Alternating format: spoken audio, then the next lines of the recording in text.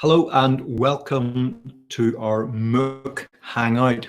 A great pleasure for me. My name is Chris Elliott. I'm Professor of Food Safety here at Queen's University. I'm here with some of my colleagues, Jim Provan and Paul Williams. And what we're going to do is we're going to answer some of the questions that have arisen over the last few weeks, supplied by you, which we're very grateful for.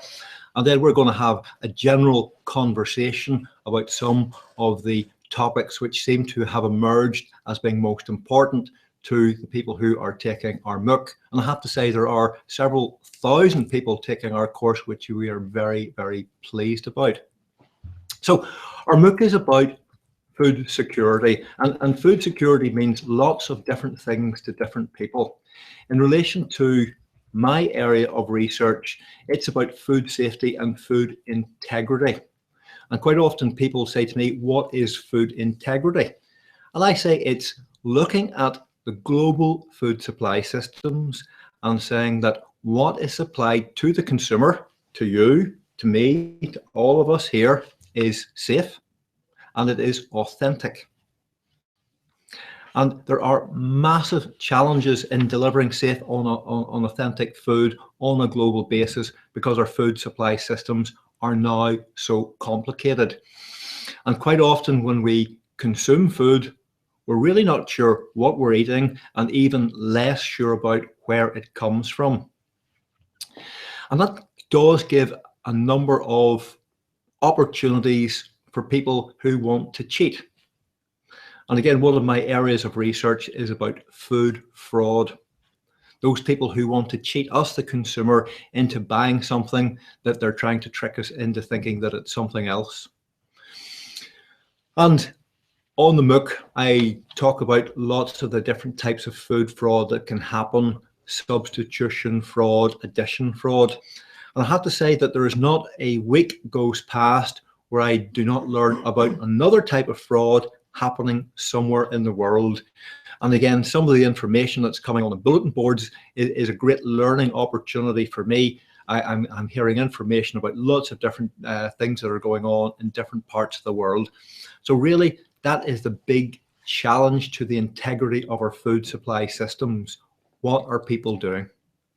Now, what I wanted to do was just to go through a few of the questions that have come to us in relation to dealing with food fraud, and they're very, very interesting questions. And one of them is from Ingrid Wilson, who says, how do we deal with the problem of geographic fraud? So just to remind you, what is geographic fraud?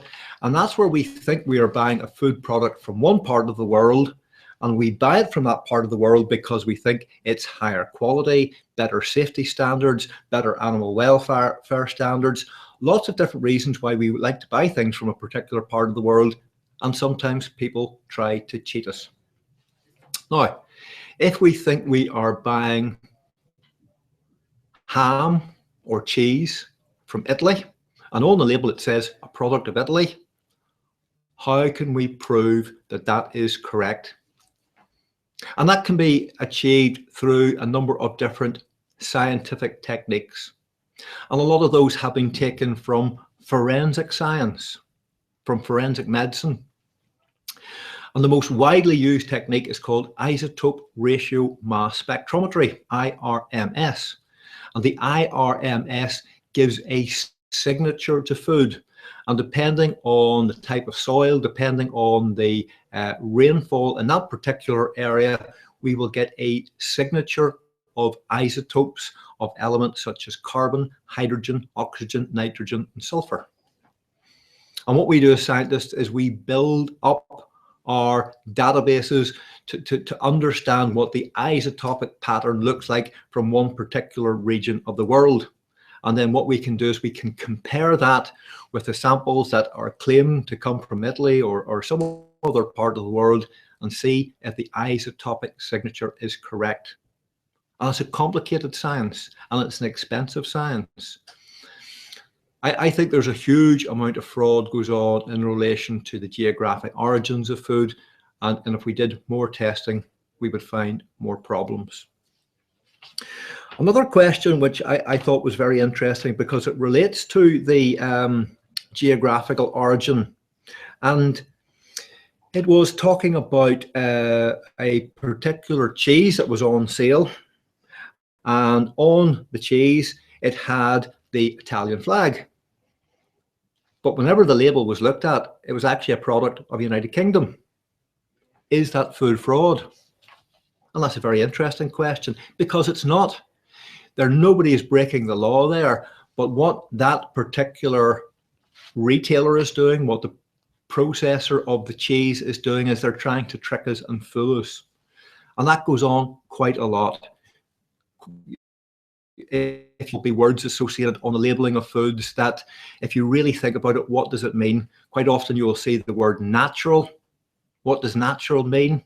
There's no legal definition for natural, but if it said the word such as organic, organic has a substance in law, and there are procedures in relation to proving something is organic. Another question that came up was from Omobo Diango, and Omobo asked about the different types of fraud that can go on in developing countries, poor countries that don't have the infrastructure to do a lot of testing and monitoring. And I think the question is there likely to be food fraud going on in those regions, the developing world?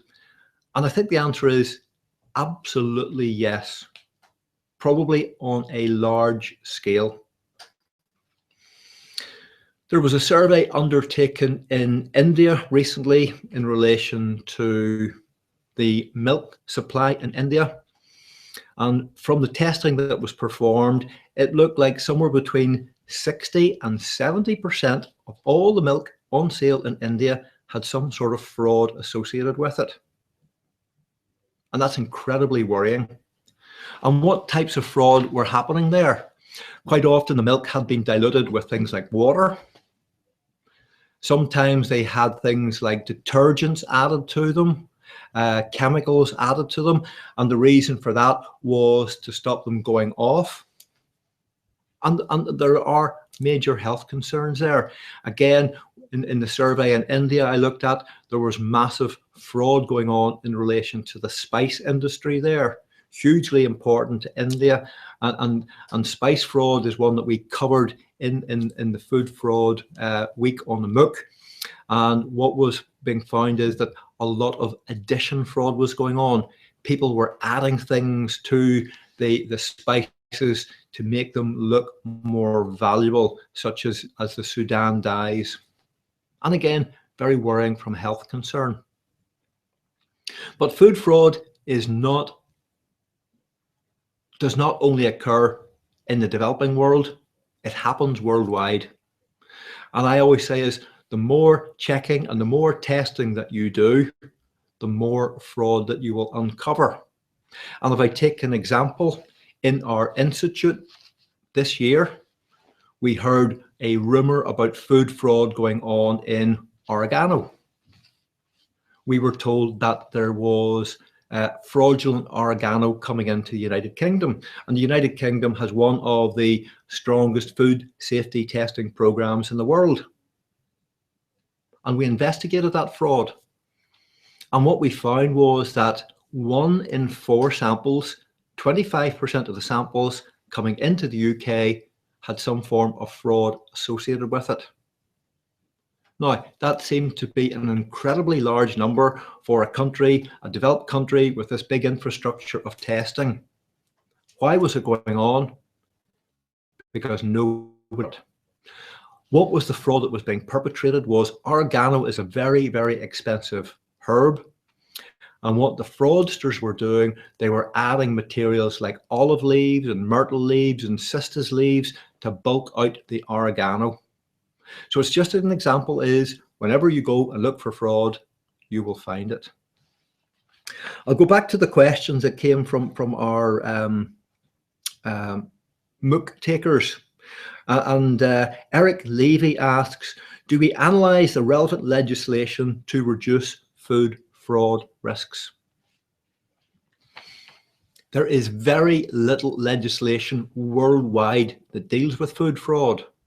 A huge amount of legislation that talks about food safety, lots of legislation about food quality, but very, very little about food fraud.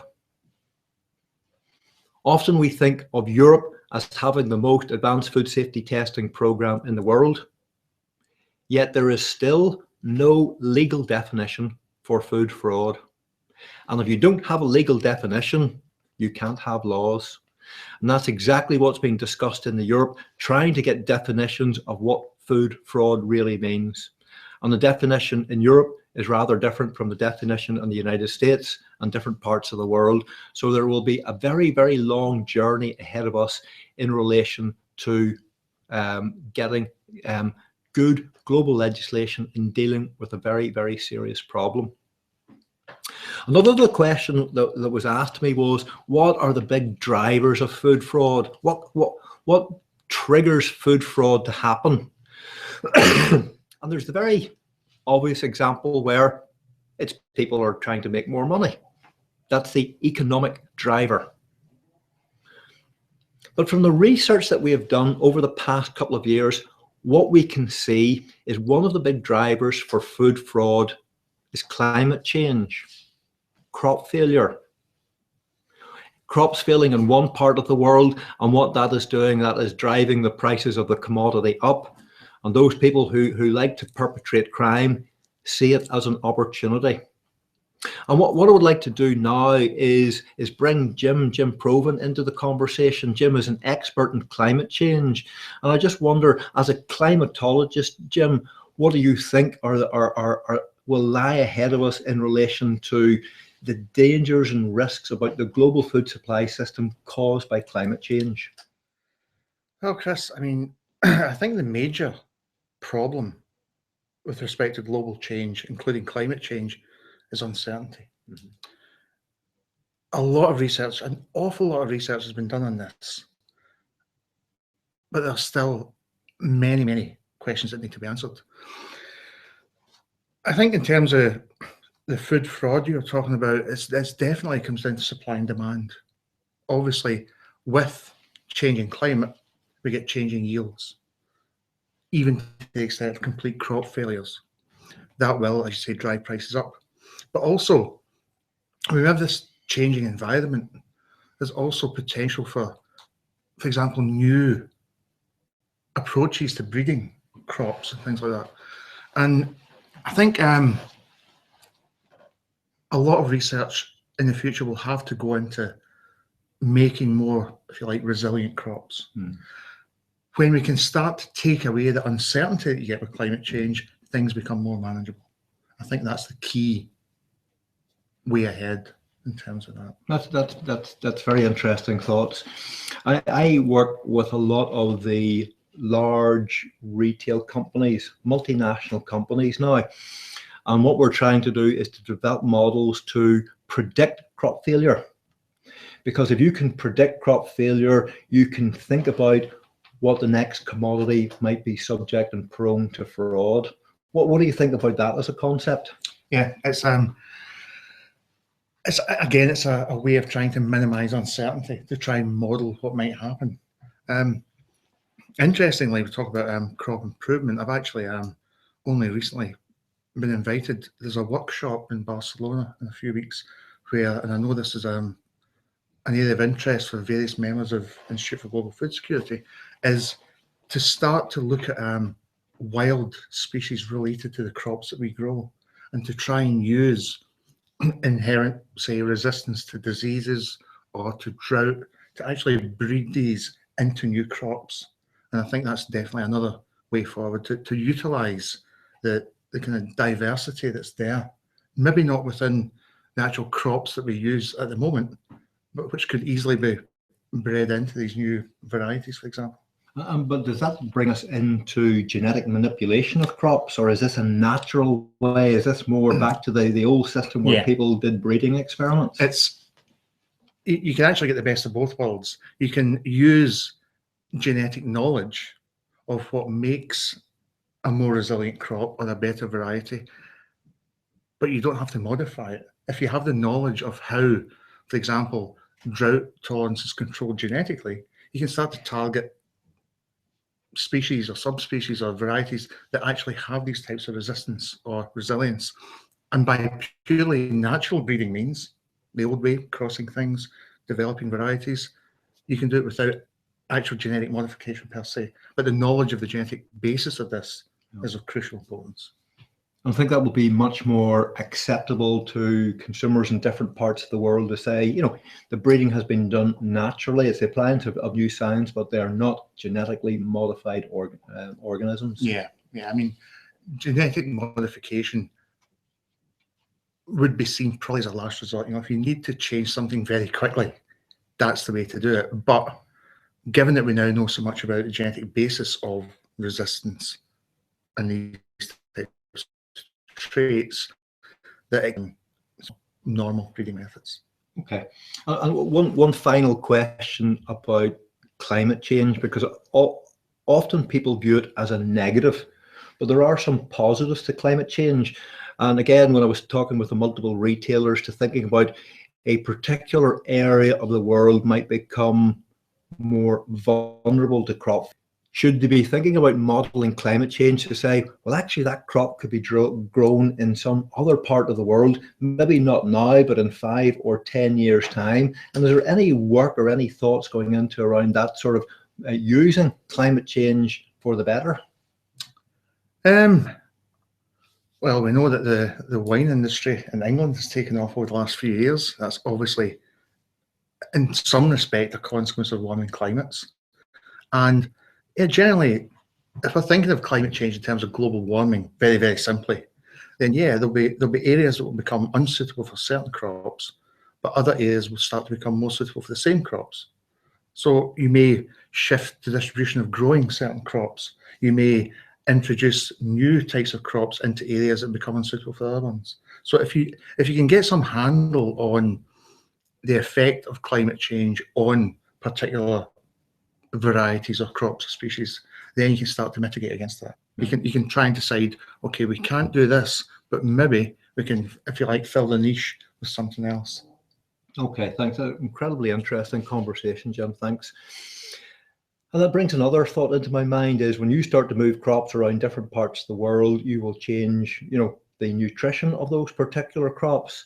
And maybe this is a good time, Paul, to introduce you, because you have been dealing a lot with crop nutrition in relation to the MOOC. And maybe you'd like to go through some of the questions that have come from some of your followers. Oh, that's great. Well, once again, we've had some excellent discussions this week, centered around food quality and micronutrients. The main question that was posed for the discussion forum was really, why isn't there any more being done with regards to solving the problem of micronutrient deficiency, and what are some possible solutions? And by and large, I think there's a general consensus with everyone that's been taking the course that there's just generally a lack of awareness of the problem. So hidden hunger is still very much hidden in terms of a priority concern. The other key reasons for this really, when we're thinking about things like food aids, there's still a bias towards just calories and proteins, and perhaps not really inclusion of dealing with micronutrient issues as well. There's also this perception of long-term and chronic risk. So some of the clinical manifestations that develop from malnutrition, they take many years to actually develop. And therefore, because they're not an immediate concern, this maybe stops the issue coming to the fore. But the counter argument to that is, you know, we've seen things like smoking, there's a lot of issues there. That's many of the diseases arising from smoking are long-term and chronic in nature, and the general populace has a very good handle on the risks and the negative health outcomes from smoking. There's been obviously a lot of food scares, health scares in the media, so that also dilutes some of the attention to micronutrients. And there's also some, perhaps it's quite unclear as who should be taking responsibility for the problem. So governments, health providers, individuals or families. So that's also been flagged, which was really interesting. And this leads on to determining the actual status, mineral nutrient status of individuals. So testing me there, or at least they're cheaper enough to roll out to large numbers of people. And then from growers' perspective, there's still a bias towards focusing on yields rather than quality. So these were some really excellent points that were raised during this week's discussions. But probably the most activity focused on potential solutions. And I'd say the overriding driver of the solutions came down to education, which is really interesting as we're talking today on a MOOCs, distance learning platform. The cohort really divided their comments into two ways, really: education of consumers and the education of growers and farmers. A lot of people were suggesting that we should do a lot more to actually educate our young in terms of mineral nutrient deficiencies. Really put it as a good solution. But there was actually a counter argument that ran through the week as well that suggested that perhaps, you know, with school curriculums and such like being very, very tight, a lot of content, where's the give? So if you start to introduce a lot more information about, say, micronutrient deficiencies, is this at the deficit of say, doing learning in maths and languages, and history and such like? Also, there's the issue of how receptive the target audience is to these problems as well. Is a 7 or 8-year-old going to be very receptive to learning about chronic diseases or micronutrient deficiencies? Do we need to think about the targeting of this information to specific groups? Do you need to target young mothers? Do you need to target older generations? So I think that was a really interesting topic of conversation as well. Whether or not we manage to integrate the learning into the family level as well. You know, if you're cooking and supplying the meals, maybe you need to focus the education delivery there. There's some questions and concerns about the complexity of understanding nutrient uptake and how to balance this out. So there's lots of different micronutrients, they all have different thresholds. And also bear in mind that it's not just not simply the concentration of your micronutrients in the food. It's also the dose, and it's also the bioavailability of those micronutrients. Also to the level of it's also the combination of foods that you eat. So different foods, for instance, if you drink tea alongside your meals, then that's going to depress the amount of iron that you take up, for instance. You're very complex. So maybe we need to develop and improve the tools that we have to be able to actually help the consumers. There were some interesting points made about cooking methods, things like using iron pans. These are quite useful for increasing iron content in food, but they can rust quite quickly. They can be quite costly, so their uptake is not universal. And there was some discussion around a study that was looking at using iron, basically ingots.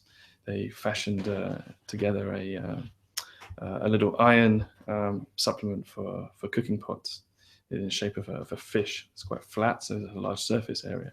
And you just put that into your pot, and then slowly it leaches out iron into your foods. But it was effective for a 6-month period, but after that, the ingots seemed to fail. That was a study that was conducted in Cambodia.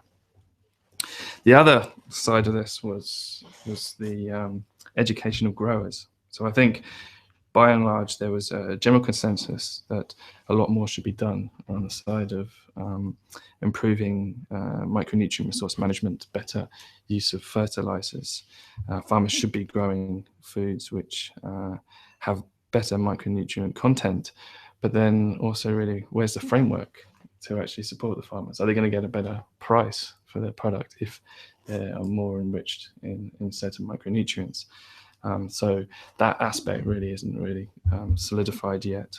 And then diversification, whether farmers should be planting more crops, using more underutilized crops as well to better supply the consumers with regards to micronutrients. So it's just quite interesting that the discussions really split into two groups. You know, we should educate consumers, we should educate producers. But what about the other people involved in this complex supply chain? What about the food processors? What about the actual retail organizations, the shops and the markets? And I think there wasn't really much discussion on these key groups.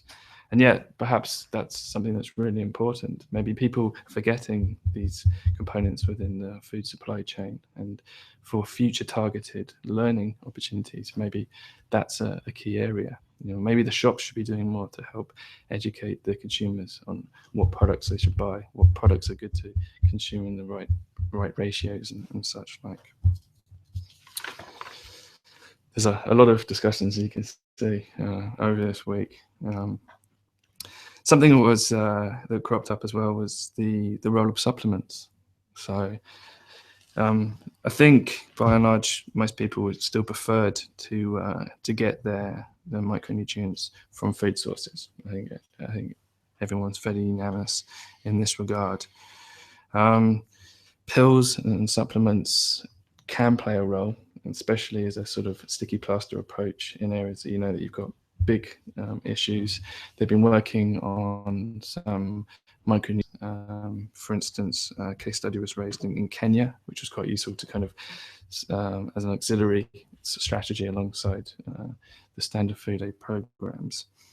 But I guess with my concern with supplements, especially things like selenium, is that you really want to know what you're getting is correct. So if you get your supplements from a trusted provider, you know that the selenium level on that product is what it says, that's fine. But because there's such a small window of optimal nutrition with selenium, and you can easily exceed that, then there have been cases whereby people have actually been poisoned by their mineral nutrients. I know a friend of mine, a professor in California, and he had there was an aspiring actress who came to him. She was taking selenium supplements because of all the reported benefits for health and looks and such like.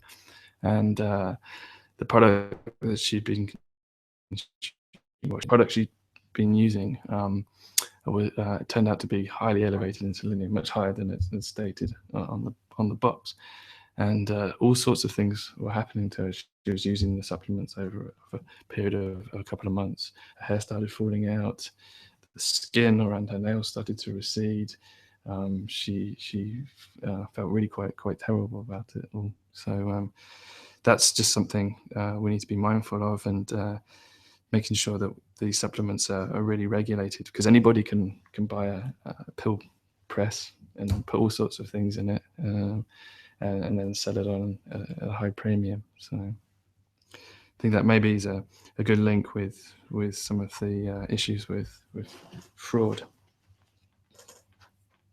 Okay, thanks very much, Paul. So it's very clear you've had a huge response to your MOOC. Lots of different things have been raised there. Lots of things that I think about and wonder about as well. And there's a couple of things that you introduced me to the terminology of hidden hunger. I'd never heard of it before. Have you any thought about what the real impact hidden hunger has on human health and well-being? Has there any been good studies done to say, you know, micronutrient deficiencies is leading to an increase in cancer and other forms of aging diseases?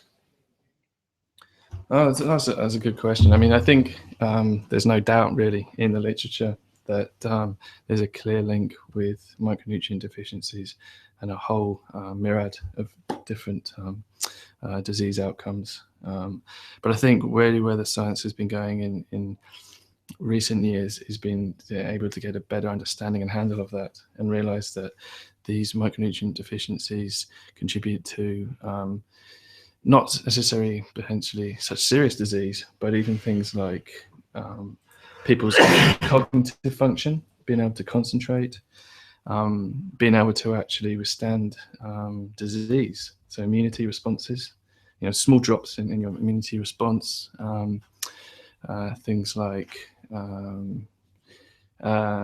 general, not just longevity, being able to live out our days to maximum time, but living it in good comfort and well-being. I think that's the key. And I think the more studies that come out demonstrate that we are what we eat, effectively. And it's not something that we can just fix over a 2 or 3 week period.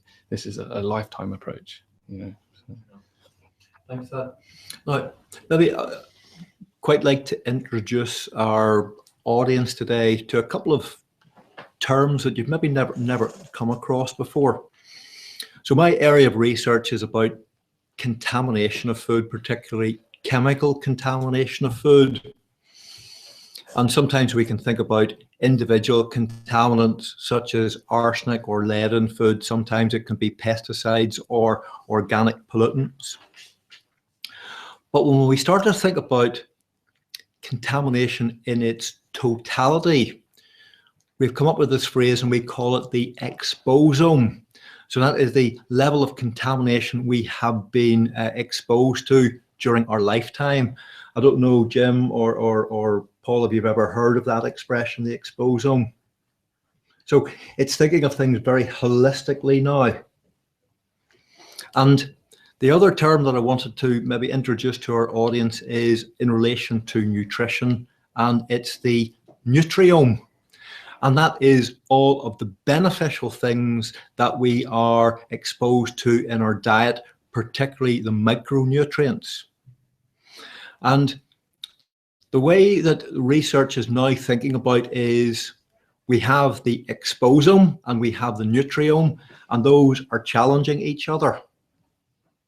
And I just wonder, have you any thoughts about, how improving nutrition, particularly micronutrition, will be one of those ways of trying to mitigate against those things that we are exposed to in our diet, particularly, let's say, arsenic that you might find in rice?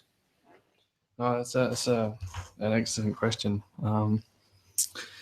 Well, we've done a lot of work here in Queens with regards to the problem of arsenic in rice. Identify it to be a very significant and prolific problem. And one of the key ways that potentially we could mitigate against some of the effects of this constant but low dose exposure of arsenic is to actually bolster our selenium intakes. So if you had a rice, we're talking about an optimized rice here, which had very, very low arsenic. If you increase the selenium concentrations, then you've got a double win-win there, really. You're protecting against the arsenic, you're improving your selenium status. So I think this is a very good direction to go in. Really, it's that's, I say, would be the obvious target.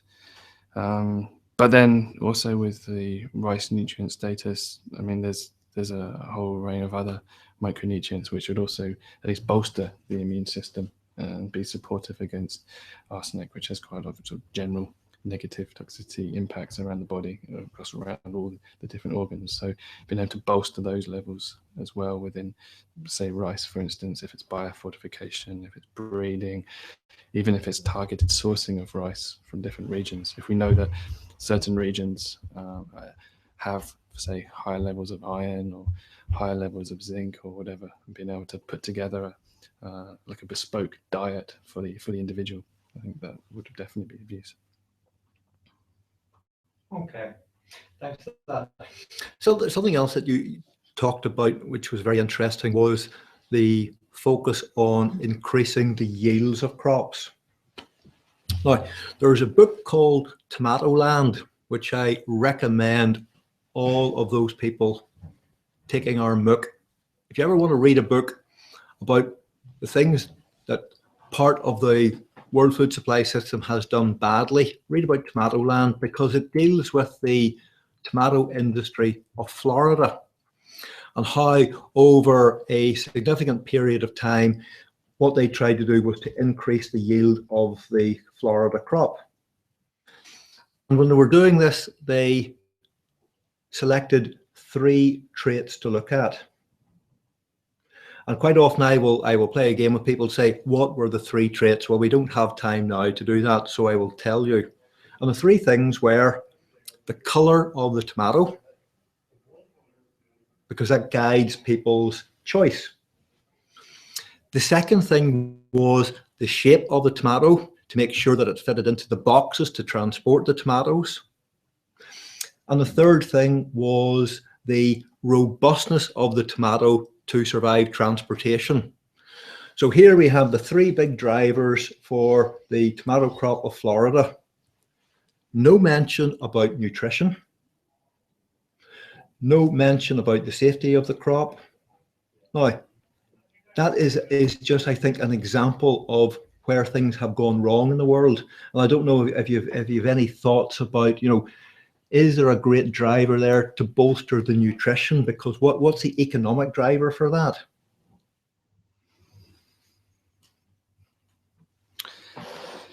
I think actually formulating a good economic argument is something that we need to address. Being able to actually relate to sort of the individual level. Imagine if you could say, well, if you changed your diet by doing X, Y, Z, you're going to be spending less money on medicines. You're going to be able to work more efficiently, whatever. This is going to then benefit you economically, and put together those models. Then I think you would have a really strong case and argument for improving, say, for instance, micronutrient deficiency problems. But I think really that's something that we haven't really addressed very well, and it comes back to maybe some of the points that Jim raised about uncertainty. We still have uncertainty here. Yeah, I mean, talking about reading good books, I mean, I have a friend who's written one, and it's about why we eat the crops that we eat. But he's actually turned it the other way around, is why don't we eat things that we don't eat? And do you think there's a possible, one of the key things that came out of that was basically to have sustainable food in the future, people have to start thinking outside the food box. And do you think there's scope for people to have a kind of a paradigm shift in terms of what we actually eat, in terms of what we don't eat, which could improve nutrition? I mean, there must be lots and lots of even things similar to things that we don't eat for various reasons. People seem to think it's because they're poisonous, but they're not.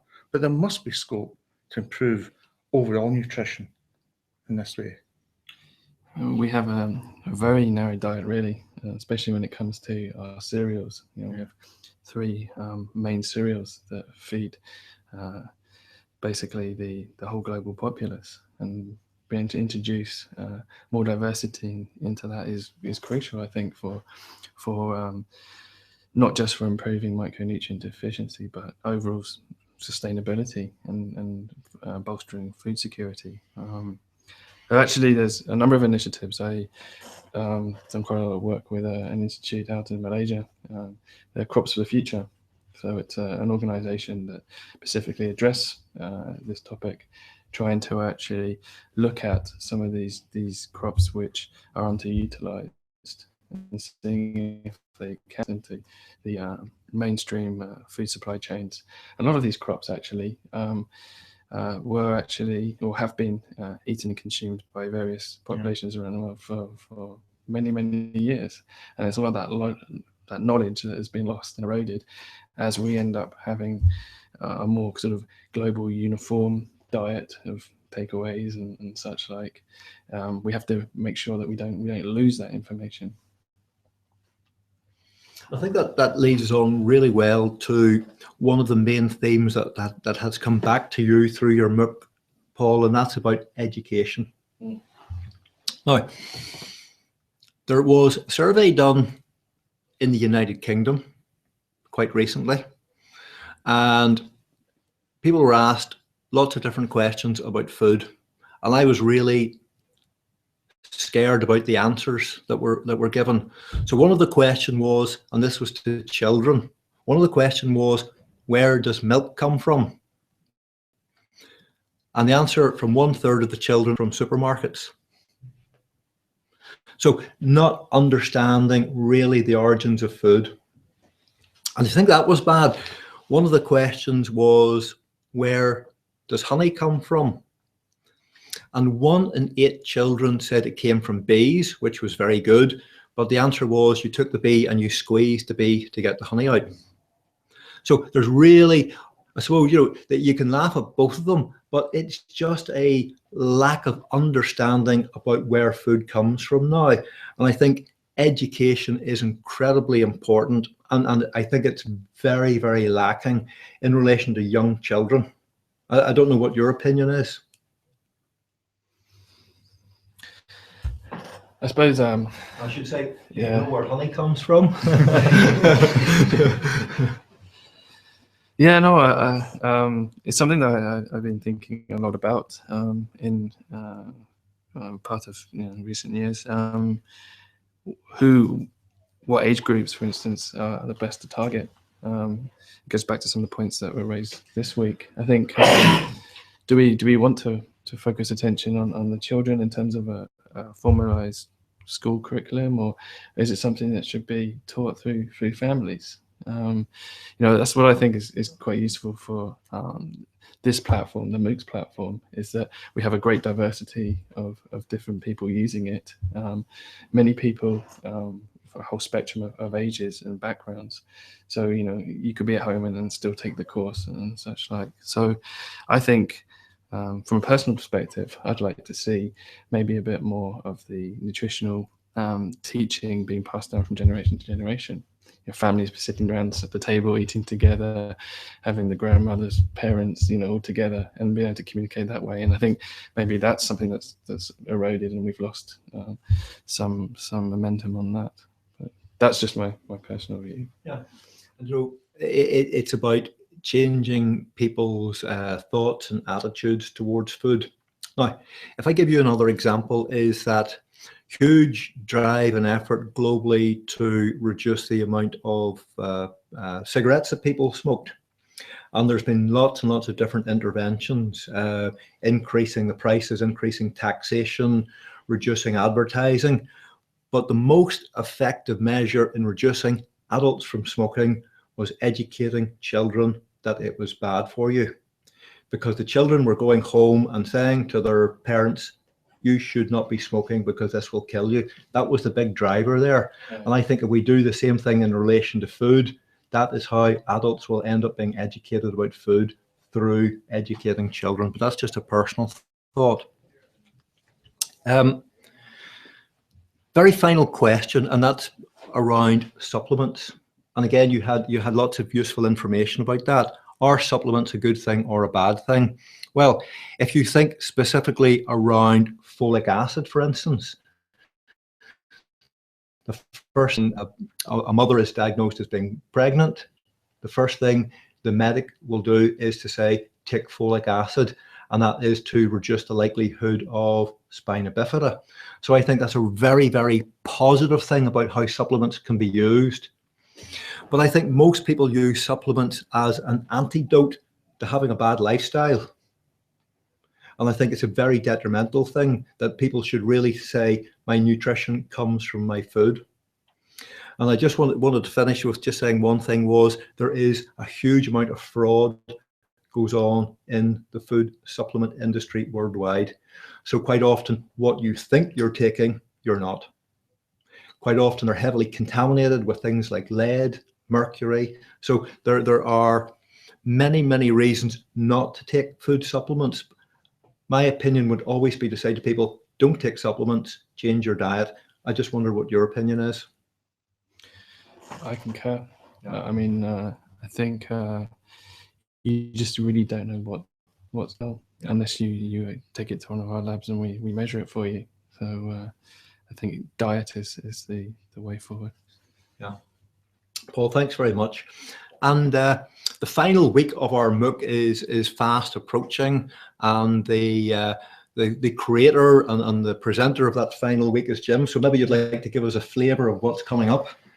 Yeah, week 5 we're going to be looking at climate change and basically the evidence for climate change. I mean, it's to most of us, it's pretty clear that climate change is happening, but also that climate change doesn't happen in isolation. We're talking climate change as part of overall global change and all the knock-on effects of interaction between changing ecosystems and agri-systems around the world. And particularly, we'll be looking, obviously, for this MOOC at the implications of climate change for food security. And as Chris has said, I mean, that impinges on various crop yields and food fraud. So these are the kind of aspects we'll be looking at in week 5. Excellent. Let me just say, I again saw a news story only last week to say 2015 looks like it will be the warmest year in the history of records. Yeah. I mean, I just guess you think that trend is going to continue. Unless things change. Yeah. From a human point of view, it will continue. Yeah.